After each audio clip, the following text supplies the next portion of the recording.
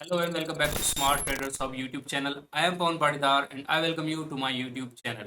ये series start कर रहा हूँ जिसमें हम technical analysis of financial market करेंगे। बहुत सारे लोग कंफ्यूज होते हैं कि हम स्टॉक का या किसी भी चीज का टेक्निकल एनालिसिस करें या फंडामेंटल एनालिसिस करें। आपको भी इसे कंफ्यूज होने की जरूरत नहीं है।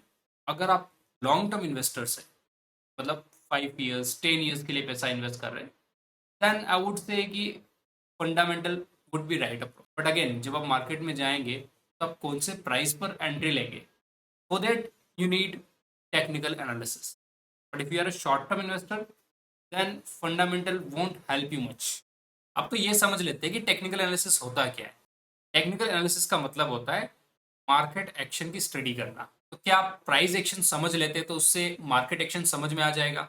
नहीं, मार्केट एक्शन और प्राइस एक्शन दोनों अलग अलग चीजें। मैं आपको इसी वीडियो में आगे बताऊंगा कैसे प्राइस एक्शन मार्केट एक्शन का एक सिर्फ पार्ट है। अब हम लोग स्टडी कर रहे हैं मार्केट एक्शन की, क्यों करते हैं? हमको एक ही चीज पता करनी है कि मार्केट ऊपर जाएगा, नीचे जाएगा या फिर साइडवेज रहेगा। बेसिकली जो भी स्टडी है वो इसीलिए की जाती है ना, क्या कर रहा है। और एटलीस्ट फाइनेंस में तो हम वही जानना चाहते हैं कि हमारा पैसा बढ़ेगा कि घटेगा। तो हम फ्यूचर का प्राइस ट्रेंड अगर पता करना चाहते हैं फिर हमको टेक्निकल एनालिसिस करना चाहिए शॉर्ट टर्म के लिए।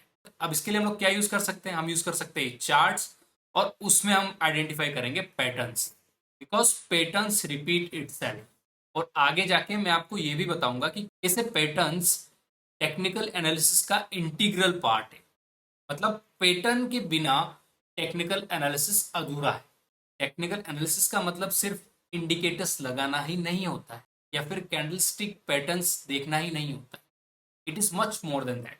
अब अगर आप टेक्निकल एनालिसिस करते हैं तो आप future stock market price movements को प्रेडिक्ट कर सकते हैं। टेक्निकल एनालिसिस के कुछ की प्रिंसिपल्स होते हैं। जो टेक्निकल एनालिसिस करते हैं वो मान के चलते हैं कि टेक्निकल एनालिसिस में सब कुछ कवर हो जाता है। मतलब उसके बाद आपको कोई भी अलग एनालिसिस करने की जरूरत नहीं होती। इसमें आपका इकोनॉमिक फैक्टर, मतलब इकोनॉमी कैसे परफॉर्म हो रही है वो भी कवर हो जाता है, फंडामेंटल्स कैसे हैं वो भी कवर हो जाता है, और पॉलिटिकल फैक्टर्स क्या है वो भी पता चल जाता है। इसीलिए टेक्निकल एनालिसिस को इतनी ज्यादा इंपॉर्टेंस दी जाती है। दूसरा की प्रिंसिपल आता है price moves in trends. Technical analysis करके हम प्राइस मूवमेंट का पता करते हैं। वो इसी बेसिस पर करते हैं कि अभी क्या ट्रेंड चल रहा है। अगर अप ट्रेंड चल रहा है तो हम बोलेंगे कि अप ट्रेंड वाला मूव आएगा, और डाउन ट्रेंड चल रहा है तो हम डाउन ट्रेंड का मूव बोलेंगे, और साइडवेज में साइडवेज का। बेसिकली न्यूटन का प्रिंसिपल है जो बोलता है ना, अगर मोशन से कोई वस्तु जा रही है ना तो उसी डायरेक्शन में मूव करती जाएगी जब तक कि उस वस्तु पर इक्वल या फिर more than equal opposite force नहीं लगता, तब तक वो डायरेक्शन चेंज नहीं करेगी। तो जब भी आप टेक्निकल एनालिसिस पर कोई स्टडी कर रहे हैं और आपको पता चलता है कि स्टॉक या फिर किसी भी निफ्टी या किसी का प्राइस ऊपर जा रहा है, तो आपको एजम्पशन लेके चलना पड़ेगा कि वो प्राइस ऊपर ही जाएगा। और उसमें फंडामेंटल्स ऑलरेडी इंक्लूड हो गए हैं, उसमें इकोनॉमिक फैक्टर भी इंक्लूड हो गए हैं, उसमें पॉलिटिकल सिचुएशन भी ऑलरेडी इंक्लूडेड है। उसको आपको अलग से स्टडी करने की जरूरत नहीं। उसमें एक की कॉन्सेप्ट होता है कि हिस्ट्री ट्रेंड्स रिपीट इटसेल्फ। ये तो हम ऑलरेडी बोलते हैं कि हिस्ट्री रिपीट इटसेल्फ, और ये स्टॉक मार्केट में भी होता है। जो भी मार्केट एक्शंस की हिस्ट्री रहती है वो अपने आप को रिपीट कर लेती है। इसलिए हम बोलते हैं अगर आपने टेक्निकल एनालिसिस कर लिया तो उसमें सारी चीजें कवर हो गई, क्योंकि पहले भी जब वो मूव आया होगा तब सिमिलर इंस्टेंसेस बने होंगे, तो वो यहाँ पर भी बन रहे हैं। मतलब ऑलरेडी चीजें कवर हो चुकी है, आपको अलग से एनालिसिस करने की जरूरत नहीं है। क्योंकि जो भी स्टॉक मार्केट में ट्रेड कर रहा है वो बेसिकली ह्यूमन है, और जो इंसान है ना वो कंसिस्टेंट होता है। मतलब वो सेम टाइप की हरकतें करता ही करता है हमेशा। मतलब जब कोई पैनिक सिचुएशन आएगी तो ह्यूमन की साइकोलॉजी बेचना तो बेचेंगे, तो प्राइस एक्शन में ऐसे ही इंक्लूड हो जाता है। मतलब हिस्ट्री रिपीट इटसेल्फ, और उसमें सारी इवन ह्यूमन साइकोलॉजी भी इंक्लूड हो जाती है।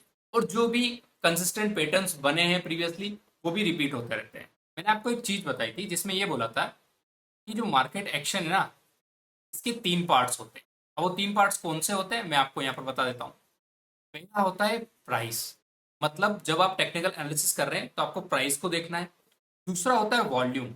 मतलब आपको वॉल्यूम को भी देखना है। आप खाली प्राइस ही देख रहे हैं तो आप टेक्निकल एनालिसिस नहीं कर रहे हैं। और उसके अलावा अगर आप फ्यूचर और ऑप्शंस में हैं, तो फिर आपको ओपन इंटरेस्ट भी देखना पड़ेगा। उससे ये पता चलेगा कि कितनी पोजीशंस ओपन है। जो मार्केट एक्शन है ना वो तीन चीजों को कवर करता है, तो इसमें प्राइस एक्शन भी कवर हो गया और उसके अलावा वॉल्यूम भी कवर हो जाता है। अगर आप फ्यूचर या ऑप्शंस में ट्रेड कर रहे हैं तो आपका ओपन इंटरेस्ट भी कवर हो जाता है। अगर आप ये तीनों कर रहे हैं तो वेल कॉन्ग्रेचुलेशन, आप टेक्निकल एनालिसिस कर रहे हैं और इसमें आपकी तीनों चीजें कवर हो चुकी। इसके अलावा आपको कोई चौथी चीज कवर करने की जरूरत नहीं है। अब मैं आपसे पूछता हूं कि अगर आप टेक्निकल एनालिसिस करते हैं तो कौन कौन से टूल्स यूज करते हैं, मतलब कि आपको कौन से टूल्स यूज करने चाहिए जिससे आपका टेक्निकल एनालिसिस कंप्लीट हो जाए। उसके लिए आपको चार्ट पैटर्न्स यूज करना चाहिए, उसके लिए आपको ट्रेंड एनालिसिस करना चाहिए, उसके लिए आपको इंडिकेटर्स एंड ऑसिलेटर्स यूज करने चाहिए और वॉल्यूम एनालिसिस करना चाहिए। अगर आप ओपन इंटरेस्ट वाली चीजों में नहीं है, मतलब आप फ्यूचर या ऑप्शंस में ट्रेड नहीं कर रहे हैं। चार्ट पैटर्न्स में बहुत सारे पैटर्न्स होते हैं, जिसमें से कुछ पैटर्न्स मैं यहाँ पर बता देता हूँ। जैसे हेड एंड शोल्डर है, उसका लुकआउट करना चाहिए, कहीं पर वो बन रहा है तो हो सकता है कि हिस्ट्री रिपीट इटसेल्फ, तो प्राइस एक्शन, मार्केट एक्शन फिर से वैसा ही होने वाला है। And double tops and bottoms chart patterns को देखते रहना चाहिए। आपको स्क्रीन पर दिख रहा है ना, ये इंपॉर्टेंट पैटर्न्स है, इसीलिए मैंने यहाँ पर लिखा। और अगर आपको ट्रायंगल्स, फ्लैग्स, पेनेंट्स मिल रहे हैं तो उनको भी देखते जाना है, क्योंकि जो आपका चार्ट में प्राइस मूव होने वाला है वो इन पैटर्न्स पर डिसाइड होगा। मैंने बोला ना, हिस्ट्री रिपीट इटसेल्फ। उसके बाद आपको एनालिसिस करना चाहिए ट्रेंड का। ट्रेंड एनालिसिस के लिए सब लोग यूज करते हो, आपको भी करना चाहिए, वो है मूविंग एवरेजेस। अगर आप मूविंग एवरेजेस लेंगे और उसका क्रॉसओवर पता करेंगे तो आपको शॉर्ट टर्म ट्रेंड पता चल जाते हैं। उसके अलावा आप ट्रेंड लाइंस और चैनल्स यूज कीजिए जिससे आपको कंफर्मेशन हो सके। तीसरा टूल आपको यूज करना है इंडिकेटर्स और ऑसिलेटर्स। जैसे आप RSI यूज कर सकते हैं, जैसे आप MACD यूज कर सकते हैं, आप स्टॉकेस्टिक ऑसिलेटर्स यूज कर सकते हैं। और जो चौथा टूल आप टेक्निकल एनालिसिस में यूज करेंगे वो होगा वॉल्यूम। तो अगर आप वॉल्यूम ट्रेंड्स का स्टडी करेंगे तो आपको पता चल जाएगा कि कौन से स्टॉक में कितना वॉल्यूम आ रहा है या जा रहा है, तो फिर उसका मूवमेंट कैसा हो सकता है। और जब वॉल्यूम आ रहा है तो आपको पता है कि वो आसानी से जाएगा नहीं, तो आप उसकी वैलिडिटी पता कर सकते हैं कि मार्केट के मूवमेंट से उसकी वैलिडिटी कब तक रहेगी, मतलब एक दिन रहेगी, 2 दिन रहेगी या एक साल रहेगी। तो जब भी आप किसी स्टॉक का स्टडी करें तो आपको ये चारों चीजें एनालिसिस करनी है। इसके बेसिस पे जो आपका डिसीजन बनेगा वो मोर रिफाइंड रहेगा। जैसा कि आप देख पा रहे हैं, निफ्टी में हेड एंड शोल्डर पैटर्न बना था और उसके बाद निफ्टी ने उस पैटर्न्स के हिसाब से डाउनफॉल भी किया है। तो कहीं ना कहीं जब ये पैटर्न बनता है तो वो पहले भी बना हुआ है, अभी फिर से बनेगा, तो हिस्ट्री रिपीट इटसेल्फ और फिर ट्रेंड को फॉलो करेगा। जो पिछली बार ट्रेंड हुआ था वही ट्रेंड होगा और वही चीजें हो रही है। मतलब अगर आपने टेक्निकल एनालिसिस में खाली पैटर्न एनालिसिस ही किया होता तो आपको ये चीजें पता चल जाती।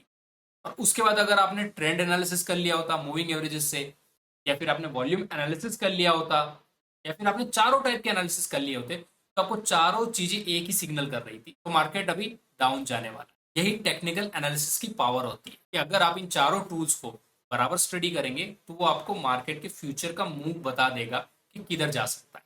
अब जो हमने समझा है उसको हम ब्रीफ में डिस्कस कर लेते हैं। सबसे पहले अगर आप डेफिनेशन की बात करेंगे, अगर आप स्टडी कर रहे हैं मार्केट एक्शंस को चार्ट्स पर तो उसको टेक्निकल एनालिसिस बोला जाएगा, वो भी हिस्टोरिकल डेटा के बेसिस पर। फिर आता है इसमें फोकस कहाँ होता है, तो हम चार्ट्स पता करते हैं, ट्रेंड्स पता करते हैं, पैटर्न्स देखते हैं, इंडिकेटर्स देखते हैं और मार्केट के सेंटिमेंट्स देखते हैं उनके बेसिस पर। और जब आप टेक्निकल एनालिसिस करते हैं तो आपको ये मान के चलना है कि टेक्निकल एनालिसिस में सारी चीजें कवर हो जाती है। दूसरा, प्राइस जो है वो हमेशा ट्रेंड्स में मूव करेंगे, ट्रेंड को ब्रेक नहीं करेंगे। मतलब अगर अप मूव है तो आपको पकड़ के चलना है कि अप मूव ही रहेगा जब तक ये रिवर्स नहीं हो जाता। आप ऐसा नहीं बोल सकते कि यहां जाके नीचे गिरेगा, क्योंकि ये टेक्निकल एनालिसिस के अगेंस्ट है। आप ये तभी बोल पाएंगे जब आपको इसमें कोई पैटर्न दिखेगा।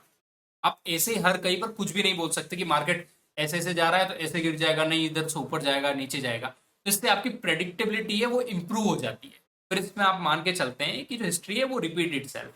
तो ये तीन चीजें अगर आप मान के चलेंगे तो आपकी लाइफ आसान हो जाएगी और आप टेक्निकल एनालिसिस इजीली कर पाएंगे और आप मार्केट के ट्रेंड को गेस कर पाएंगे। फिर आप असमंजस्य में नहीं रहेंगे, मार्केट ऊपर जाएगा या नीचे जाएगा। आप ये तीन एजम्पशन मान के चलिए और फिर स्टडी कीजिए, फिर देखिए आपकी ट्रेडिंग में कैसे निखार आता है। इसमें हम टूल यूज करते हैं चार्ट पैटर्न्स, इंडिकेटर्स और वॉल्यूम एनालिसिस। ठीक है, तो अगले वीडियो में इसको हम और आगे बढ़ाएंगे और देखेंगे कि फंडामेंटल्स और टेक्निकल एनालिसिस कैसे डिफरेंट है। Thank you guys for watching this video. If you found this video helpful, then hit the like button and consider subscribing to my channel.